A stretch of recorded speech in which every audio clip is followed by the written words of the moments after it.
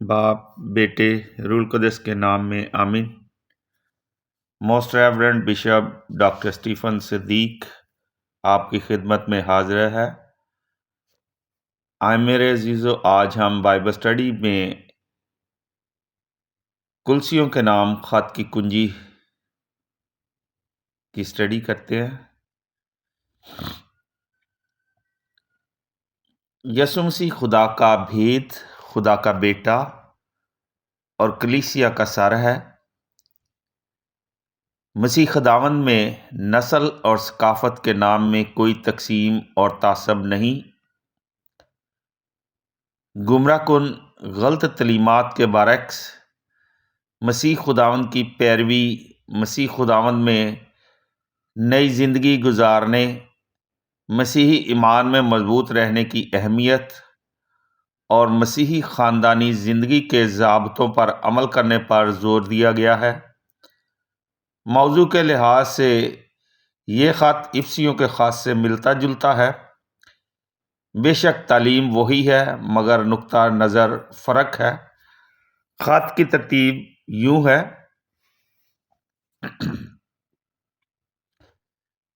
پہلے باب سے دوسرے باب تک مسیح کی تعریف، کامل قدرت اور اختیار کل، اور تیسرے باب سے چوتھے باب تک غلط تعلیمات، مسیح میں نئی زندگی، تسلیمات۔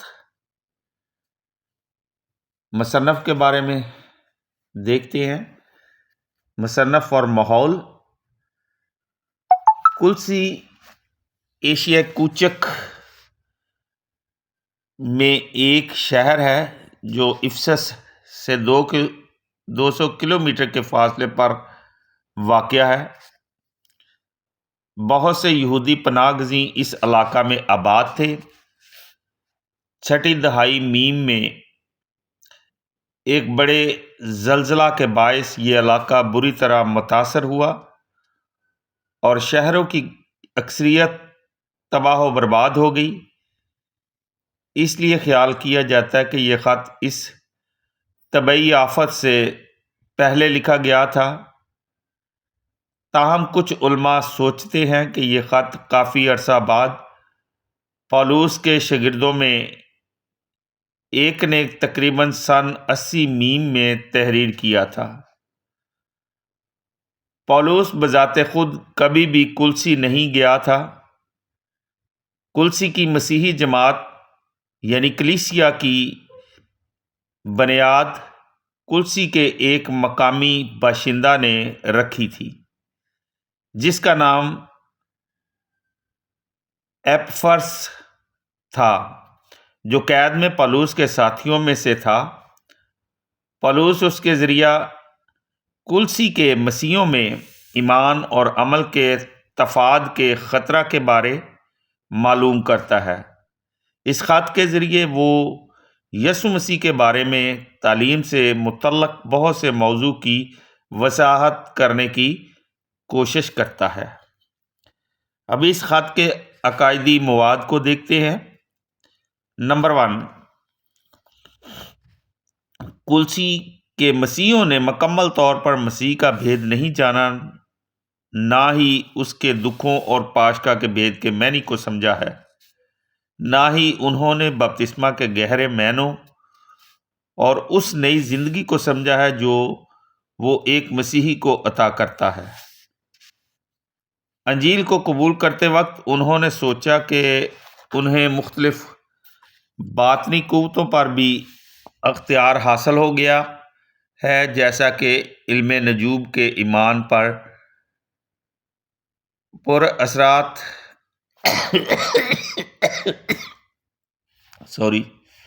جیسا کہ علم نجوم کے ایمان پر اثرات، ارضی مداخلت، آسمانی مخلوقات کی دخل اندازی اور چند ایک انتہائی پارسانہ سرگرمیاں وغیرہ۔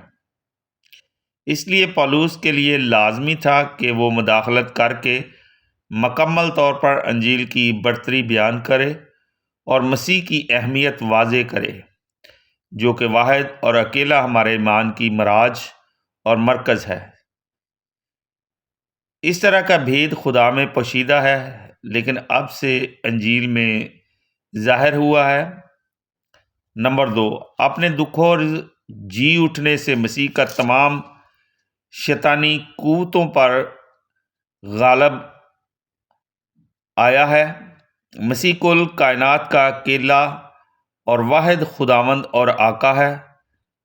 بپتسمہ کے وسیلہ سے ہر مسیحی مسیح کی موت اور دفن ہونے میں پیوست ہوتا ہے، اور مسیح کے ساتھ جی اٹھنے پر وہ پہلے سے ہی نئی زندگی کے لیے پیدا ہوتا ہے۔ وہ تاریکی سے گزر کر نور میں پہنچ چکا ہے۔ اس نے اپنی پرانی انسانیت ترک کر دی ہے اور زندہ مسیح کو اپنا لیا ہے۔ وہ ایک نیا انسان بن چکا ہے۔ بپتسمہ کے وسیلہ سے ہر مسیحی دوسرے تمام مسیحیوں سے متحد ہو کر زندہ مسیح کے بدن میں اثر نو پیدا ہوتا ہے، تاکہ ایک بدن ہو جس کا سر مسیح ہے۔ مسیح کا پورا بدن جو سب مسیحوں سے مل کر بنا ہے، جس کا سر مسیح ہے، ضرورت کے تحت جی اٹھنے کے جلال میں سفر کے دوران مصلوبیت کے دکھوں سے گزرنا چاہیے۔ نتیجتاً ہر مسیحی کی ذہنی مشغولیت یہ ہوگی کہ وہ اب سے مسیح کے ساتھ زندہ رہے۔ اس انجیل کی سچائی میں کسی چیز کا اور اضافہ کرنے کی ضرورت نہیں ہے۔ ابھی ہم اس خط کی ترتیب کو دیکھتے ہیں۔ پہلے باب کی پہلی آیت سے 8ویں آیت تک کلسی کے بھائیوں کو سلام، جنہوں نے ایپفرس کے وسیلہ سے انجیل کی بشارت دی گئی۔ پہلے باب کی 9ویں آیت سے 23ویں آیت۔ پولس حاصل شدہ فضائل کے لیے خدا کا شکر ادا کرتا ہے۔ پولس ان کی روحانی ترقی کے لیے خدا سے درخواست کرتا ہے۔ خدا نے ان پہ یسوع کے ذریعے نجات کا بھید ظاہر کیا ہے۔ مسیح اندیکھے خدا کی شبیہ ہے۔ ہر ایک چیز اس میں اور اس کے لیے خلق کی گئی ہے۔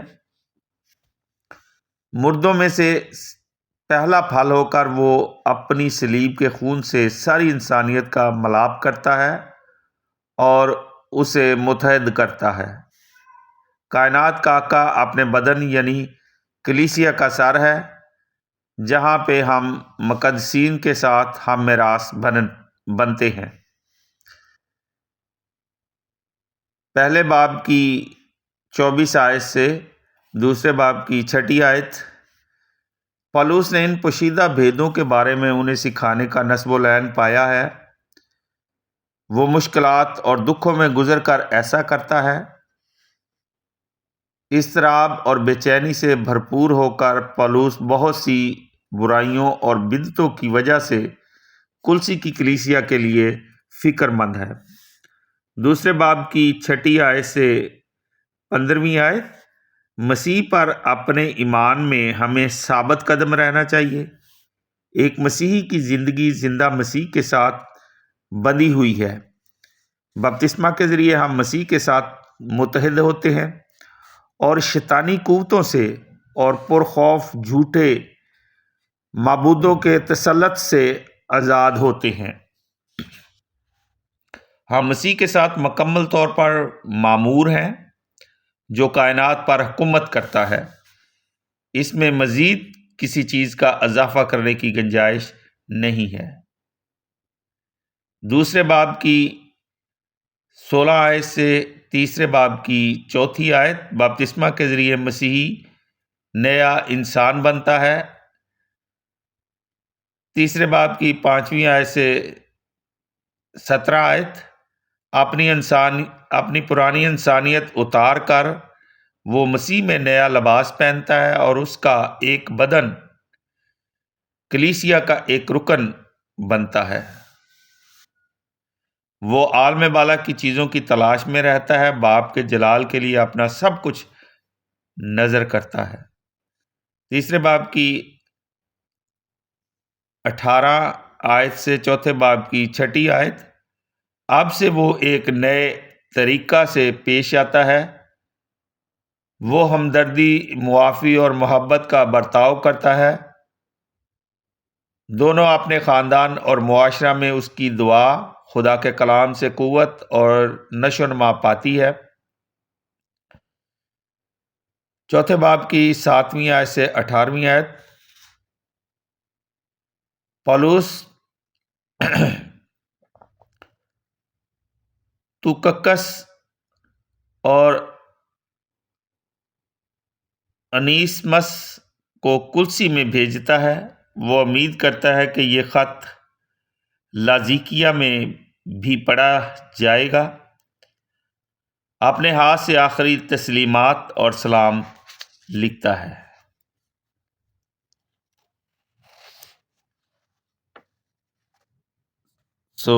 یہ تھا آج کی بائبل اسٹڈی میں کلسیوں کی کلیسیا کے نام خط کی کنجی۔ نیکسٹ بائبل اسٹڈی سیشن میں ہم تسالونیکیوں کے نام پولس رسول کے پہلے خط اور پولس رسول کے تسالونیکیوں کے نام دوسرے خط کی کنجی کی اسٹڈی کریں گے۔ اپنے خادم most reverend bishop doctor Stephen Siddique کو اجازت دیں۔ خداوند خدا قادر مطلق باپ، بادشاہوں کا بادشاہ، رہبروں کا رہبر، ڈاکٹروں کا ڈاکٹر، حکیموں کا حکیم، ہماری چٹان، ہماری کمک، ہم سب کو اپنا کلام پڑھنے، سننے اور اس پر عمل کرنے کی توفیق عطا فرمائے، اور ہمیں اپنے پاک روح القدس کا مسا بخشے تاکہ ہم اس کے پاک کلام کی روشنی میں اس کی تعلیم کو دوسروں تک پہنچانے والے بن سکیں، تاکہ خدا کی بادشاہی جو آسمان پر ہے وہ زمین پر بھی قائم ہو، تمام دنیا آپس میں پیار، محبت اور یگانگت میں رہیں، اور خدا کی بادشاہی جو ہمیشہ تک قائم رہنے والی ہے، اس کے لیے اپنے آپ کو تیار کر سکیں، اور ہم جو مسیح یسوع پر ایمان رکھتے ہیں اور اس کے کلام کے مطابق زندگی گزارتے ہیں، دنیا کے اس پاکستان میں خدا کی بادشاہی کو دنیا کے کونے کونے تک پھیلانے والے میں تگ و جان سے، کمال دلیری کے ساتھ، خدا کے روح القدس کی روشنی میں اس کی نام کو پھیلا سکیں، اس کی تبلیغ کر سکیں، اور ان سچائیوں کو بیان کریں جو خدا یسوع مسیح نے ہم سب کو عنایت کی ہیں۔ میں خصوصی طور پر تمام خادموں کے لیے جو یسوع مسیح کے نام کو عزت اور جلال دینے کے لیے دن رات اپنی زندگیاں وقف کرتے ہیں اور خدا کے نام کو عزت اور جلال دیتے ہیں، تمام خادموں کے لیے برکت چاہتا ہوں، پاک روح القدس کا مسا چاہتا ہوں، تاکہ سب اسی کے نام کو عزت اور جلال دیتے رہیں، مسیح ہمارے خداوند کے وسیلے سے، آمین۔ خدا باپ، بیٹے، روح القدس کے نام میں، آمین۔